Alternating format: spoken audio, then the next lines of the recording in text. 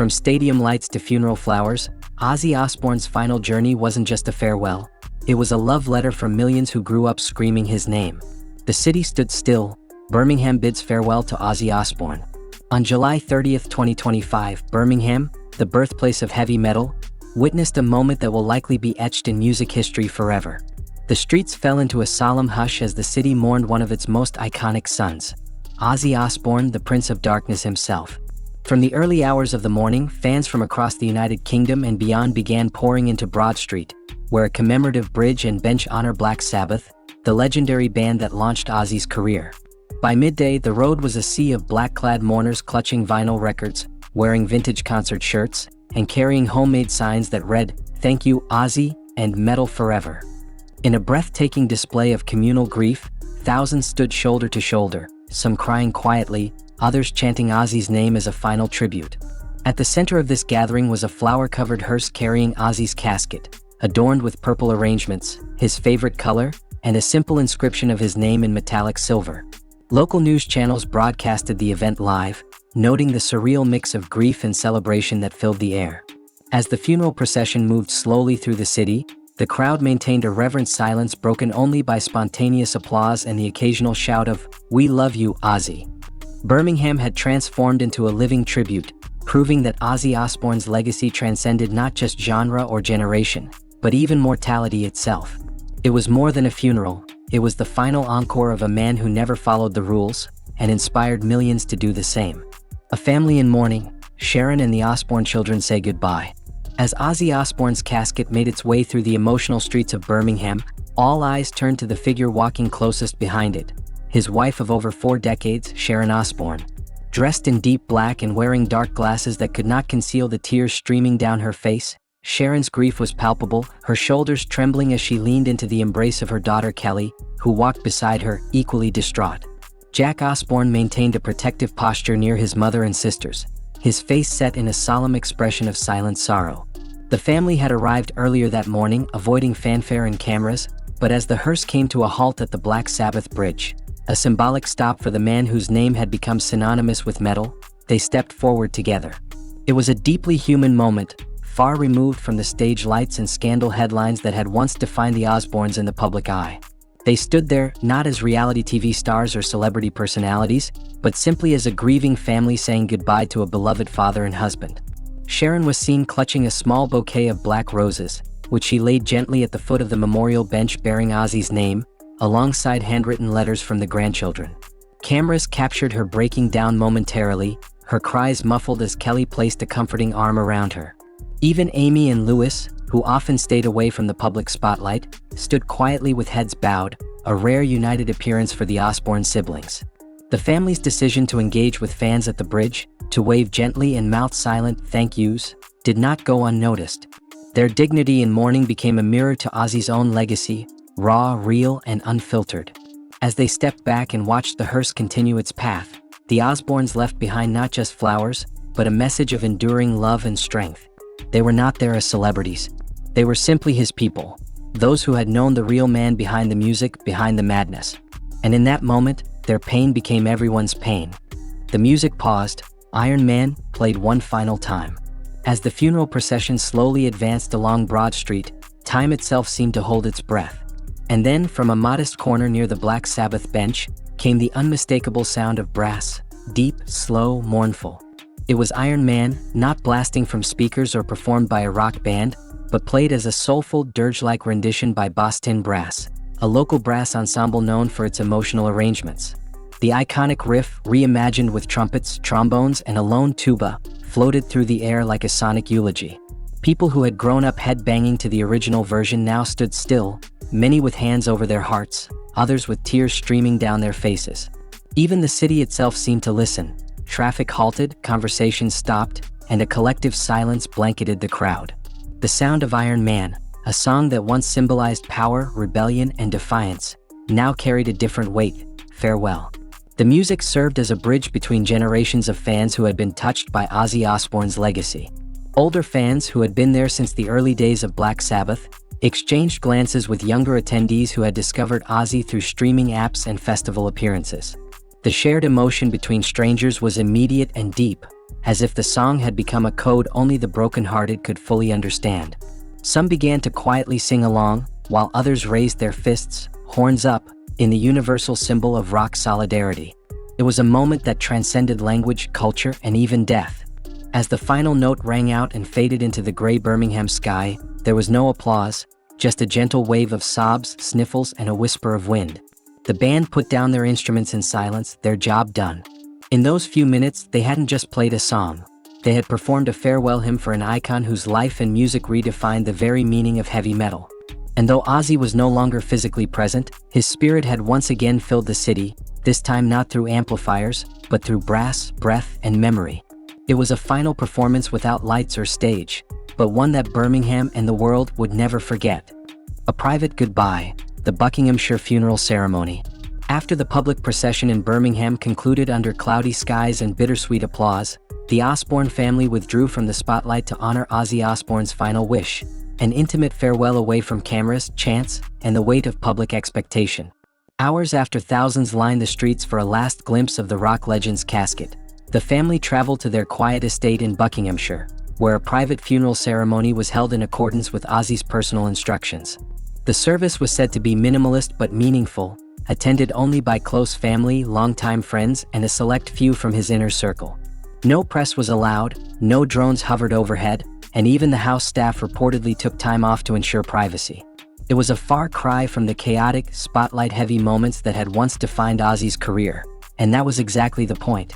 The Prince of Darkness, known to the world as a wild, unpredictable force of nature, had in his final years embraced a calmer life in the English countryside, far removed from the screaming fans and reality television cameras. Since relocating permanently to Buckinghamshire in 2023, Ozzy and Sharon had found a sense of quiet domesticity, a stark contrast to their years in Los Angeles. The funeral service, according to a family spokesperson, included readings from his children, a short speech from Sharon, and a curated playlist of Ozzy's favorite songs, including unexpected choices like Elton John's Rocket Man and even Ave Maria performed by a local chamber choir. A small tree was planted in the family's garden, rumored to have been selected by Ozzy himself years prior, to stand as a living tribute to a man whose roots were as deep as his fame was wide. Those in attendance described the atmosphere as profoundly emotional but peaceful, filled with gentle laughter, quiet tears, and the kind of warm silence that only happens when words are no longer needed. It wasn't about showmanship. It wasn't about legacy. It was about love, unfiltered, unshared, and wholly theirs. As the sun dipped behind the trees that surrounded the Osbourne property, the family said their last goodbyes not to the icon known to the world, but to the man they simply called husband, father, friend. It was the goodbye that mattered most. The family speaks, a statement that touched millions. In the hours following the deeply moving private funeral in Buckinghamshire, the Osbourne family released a brief but powerful public statement that would come to define the tone of global mourning for Ozzy Osbourne. Delivered through their official press representative and later published by People magazine, the message was as heartfelt as it was understated. With deep sorrow, we announced that Ozzy Osbourne passed away peacefully this morning, surrounded by family.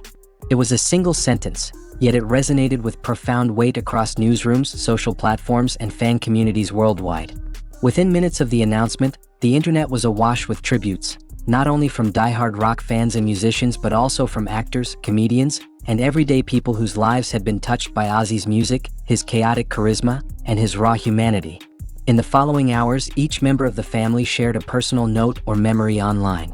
Kelly Osbourne posted a black and white photo of herself as a child curled up next to her father on a backstage couch, captioned simply, "You taught me how to be loud, how to love, and how to live.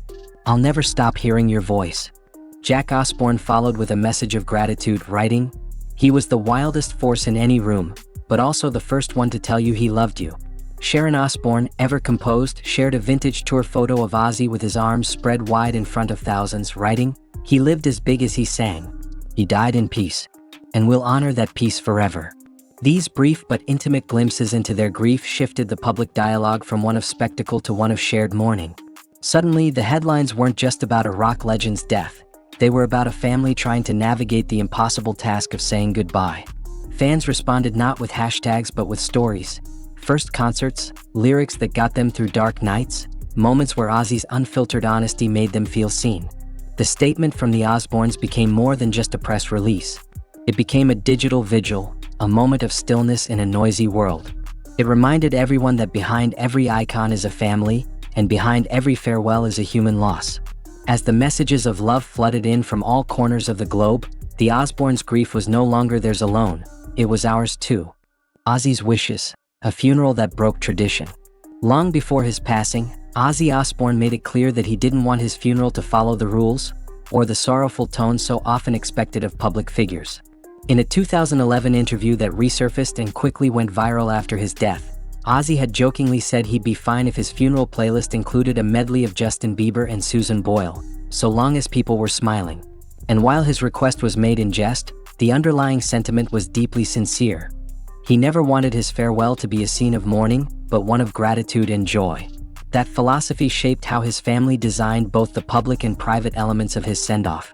Despite the heavy emotions in Birmingham and the deep grief visible on the faces of his loved ones, the overarching atmosphere was not of despair. It was of reverence, celebration, and even humor. At the private funeral in Buckinghamshire, attendees reported that laughter echoed at unexpected moments, triggered by stories of Ozzy's infamous antics, his dark sense of humor, and the countless times he had surprised everyone, including himself, by simply surviving. Sharon Osbourne reportedly read a short excerpt from Ozzy's Dr. Ozzy column, where he'd written, "Death doesn't scare me. Boredom does." That line drew smiles and teary laughter from everyone in the room, perfectly encapsulating the man who had faced death multiple times, through addiction, accidents, and illness, only to return stronger and louder than ever. Even in death, Ozzy's refusal to follow the script persisted. The flowers at his private ceremony were not all black or white, but deep purples, silvers, and bright reds, symbolizing both mourning and defiance. Instead of a solemn organ, music played from a curated playlist on loop, one filled with not only Sabbath and solo classics but also surprising favorites like the Beatles, Across the Universe, and Queen's Don't Stop Me Now. The mood was emotional but honest, raw but never suffocating. Friends and family were encouraged to share their favorite Ozzy moments, not in hushed tones, but as they would if he were still sitting in the room, rolling his eyes and cracking inappropriate jokes. This, according to Sharon, was exactly what he wanted, not a saintly farewell but a human one. The man who had been called the Prince of Darkness had never truly embraced darkness in the emotional sense. He saw life, even its messiest, most painful parts, as something to be embraced with open arms and a devilish grin. And in honoring that, his family didn't just say goodbye, they granted him the send-off he'd earned on his own outrageous, unapologetic terms. Global Echoes, a memorial tour in the works. As tributes to Ozzy Osbourne continued to pour in from around the world, the Osbourne family confirmed through a spokesperson that plans were underway for a global memorial concert series, an ambitious tribute not just to the man, but to the movement he ignited.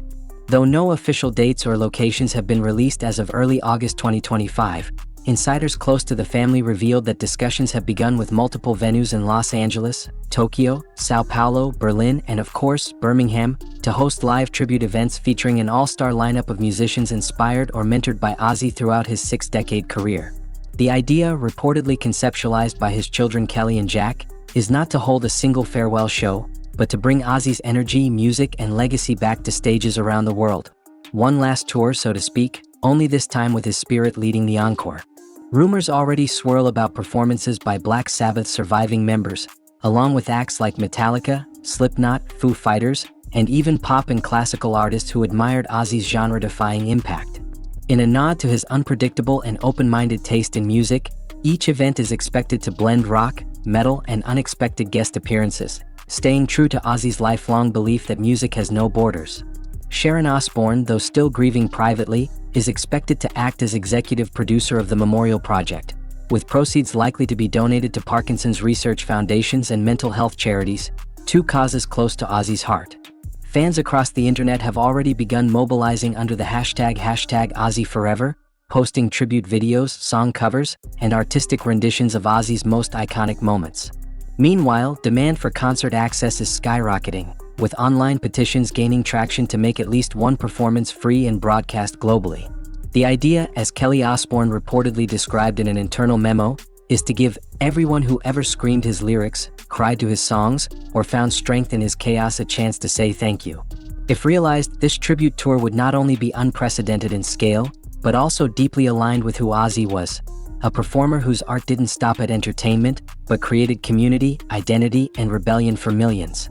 Even in death, it seems Ozzy Osbourne is still doing what he always did best, bringing people together through music that's too loud, too strange, and too human to ever be forgotten. A legacy beyond the grave, what Ozzy leaves behind. Ozzy Osbourne may have left this world on July 30, 2025, but what remains is far more than a discography or a distant memory. His legacy, built over 6 turbulent, groundbreaking decades, continues to pulse in the bloodstream of modern music, fashion, pop culture, and rebellion itself. As co-founder and frontman of Black Sabbath, Ozzy didn't just help create heavy metal. He gave it a soul, a swagger, and a scream that echoed far beyond the stage. His solo career further cemented his place in rock mythology, pushing boundaries with albums like Blizzard of Oz and No More Tears, turning him into a genre-crossing icon whose sound inspired generations of artists across metal, punk, hip-hop, and even classical interpretations. But it wasn't just the music that made Ozzy eternal, it was the person. The chaotic energy, the unapologetic honesty, and the self-deprecating humor that allowed fans to see not just a rock star, but a survivor. From addiction to chronic illness, from public scandals to private heartbreak, Ozzy never pretended to be anything other than who he was. Flawed, wild, compassionate, and deeply human. That authenticity, rare and unwavering, resonated across continents and decades. His openness about Parkinson's disease, mental health struggles, and near-death experiences transformed him into more than a performer. He became a symbol of resilience. Beyond the stage, he became a cultural figure in unexpected ways. From his unfiltered parenting style on The Osbournes to his candid columns and offbeat appearances that blended darkness with charm. His voice, both literal and metaphorical, shaped countless lives. For some, Ozzy was a savior during moments of despair. For others, a rebel's first anthem. For every misfit who felt unseen, Ozzy's music was a reminder that there was power in being different. His legacy is now embedded not only in the platinum records and sold-out arenas but in the tattoos, playlists, and memories of millions. And for his family, Sharon, Amy, Kelly, Jack, and Lewis, he leaves behind a legacy of fierce loyalty and unshakable love, having defied the odds so many times that death almost seemed like another tour delay. In the end, Ozzy didn't just change music. He changed people. And though his voice may be silent now, it continues to echo where it matters most, in the hearts, headphones, and headbangs of the world he left behind. As fans gather to mourn, remember, and celebrate, one thing becomes clear. Ozzy Osbourne never truly dies. He simply turns up the volume somewhere else. And now, as the amps go silent and the curtain finally falls, what remains is not just a memory of a man who defined heavy metal, but a legacy that outlived genre, rebellion, and even death itself. Ozzy Osbourne was never just noise. He was thunder wrapped in poetry, chaos wrapped in love. And in every guitar riff, every scream in the dark, and every soul that dared to be different because of him, he lives on. Not as a myth, but as music made flesh. Rest in power, Prince of Darkness. The world won't forget you, because the world was never the same after you.